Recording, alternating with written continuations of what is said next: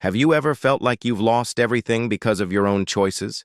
And have you ever wondered if, after all that, you could still be forgiven? Stay with me until the very end of this video, because the story you're about to hear has the power to change how you see mercy, love, and second chances forever. Long, long ago, Jesus told a story. It wasn't about powerful kings or mighty warriors. It was a simple story about a father and his two sons. But this wasn't just any story. It was a mirror, reflecting the way we sometimes walk away from God and the incredible way He always runs back to us. The younger son, he craved freedom. He was tired of the rules, the discipline, the expectations of home. He wanted to live life on his own terms. So one day, he went to his father and said something that must have shattered his father's heart. "Give me my share of the inheritance." In that culture, this was like saying, "I wish you were already dead. I want what's mine now." And can you believe it? The father agreed. Without a fight, he divided his wealth, his life's work, and watched his son pack it all up and walk away, disappearing over the horizon. For a while, life for the younger son was a dream come true. It was an endless series of parties, a crowd of new friends, and every pleasure he could imagine. He was living the high life. But here's the thing about happiness built on fleeting things. It disappears just as fast. The money ran out, and just when he hit rock bottom, a severe famine struck the land. His gold turned to dust. His so-called friends vanished overnight. And soon, he found himself desperate for any work he could find, ending up feeding pigs, animals considered unclean in his culture. He was hungry, humiliated, and utterly broken. He got so desperate that he longed to eat the very slop he was giving the animals. It was in that moment of complete despair, surrounded by filth and regret, that he had a profound realization.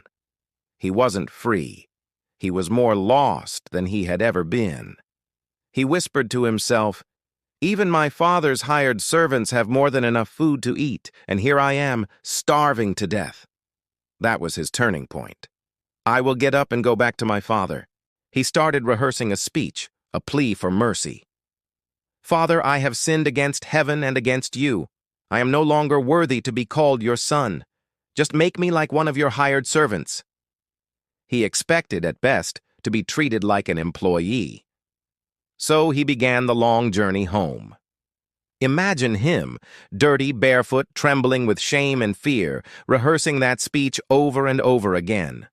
But as he got closer, something unbelievable happened. From a long way off, his father saw him. The father didn't wait. He didn't stand there with his arms crossed, waiting for an apology. No, the story says he was filled with compassion, and he ran. In that culture, a respected elder would never run. It was undignified. But this father didn't care about dignity. He cared about his son. He ran to him, threw his arms around his neck, and kissed him. The son barely managed to start his prepared speech. "Father, I've sinned." But the father wasn't even listening to the confession. He was just so overjoyed. He turned to his servants and shouted, "Quick! Bring the best robe and put it on him. Put a ring on his finger and sandals on his feet. Bring the fattened calf and kill it. Let's have a feast and celebrate, for this son of mine was dead and is alive again. He was lost and is found." No judgment. No, "I told you so." No punishment. Just pure unconditional grace. A celebration began. Music filled the house. A robe of honor replaced his rags. A ring of sonship was placed on his finger. The lost had come home. But not everyone was celebrating. The older brother, who had been working in the field, heard the music and dancing. When he found out what was going on, he became angry and refused to go inside. He had stayed home. He had obeyed every single rule. He had worked tirelessly for his father, and now he was filled with resentment. He said to his father, "Look, all these years I've been slaving for you and never disobeyed your orders.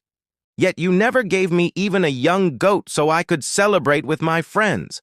But when this son of yours who has squandered your property comes home, you kill the fattened calf for him." Listen to the father's gentle, heartbreaking reply. "My son," he said, "you are always with me, and everything I have is yours. But we had to celebrate and be glad because this brother of yours was dead and is alive again. He was lost and is found." You see, this incredible story isn't just about two brothers. It's a story about all of us. Sometimes we're the prodigal son. We run from God, chasing our own definitions of freedom and happiness, only to find ourselves lost and empty. Other times we can be like the older brother. We stay. We follow the rules, but our hearts become hard with judgment and self-righteousness, and we forget the joy of grace. But through it all, God is the Father in the story. He is always the same. He's waiting, watching the road, ready to run toward us, with his arms open wide, the moment we even think about turning back. Forgiveness doesn't begin when we've cleaned ourselves up or fixed all our mistakes. It begins the very moment we decide to return. That first step, that first thought of, "I will go back," is all it takes for the Father to start running toward you. So if you've ever felt too far gone, too broken, or too lost to come back to God, remember this story. Remember the Father running. No matter what you've done or where you've been, you can always, always come home. I'd love to know, which son do you identify with more in this season of your life? The one who left and came back, or the one who stayed? Let me know in the comments below. I promise I read every single one. And if this story touched your heart, please give this video a like and share it with someone who might need to hear a message of hope today. Don't forget to subscribe and hit that notification bell, because next week we're going to uncover another powerful story Jesus told, and you won't believe what it reveals about faith. Thank you for watching, and I'll see you in the next video.